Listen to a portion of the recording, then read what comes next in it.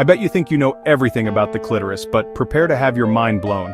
What if I told you that this tiny structure you see is just the tip of the iceberg? Let's start with what most people recognize as the clitoris, the glans. This external part is just the tip of a much larger organ. Now let's take a closer look at what's happening beneath the surface. The clitoris branches into two internal structures called crura. These erectile tissues anchor along the pubic bone, forming a wishbone-like shape. Below them we find the vestibular bulbs which flank the vaginal opening and swell during arousal. The clitoris also has its own version of erectile tissue similar to what you'd find in male anatomy. The corpus cavernosa and corpus spongiosum are structures that fill with blood during arousal. Now here's where it gets really interesting. The clitoris contains over 8,000 nerve endings.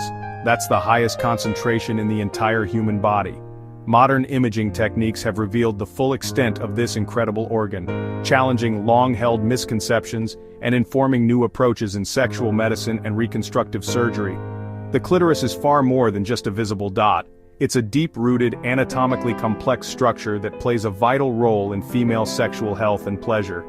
As science continues to uncover its full story, we're gaining a deeper understanding and appreciation for this remarkable organ.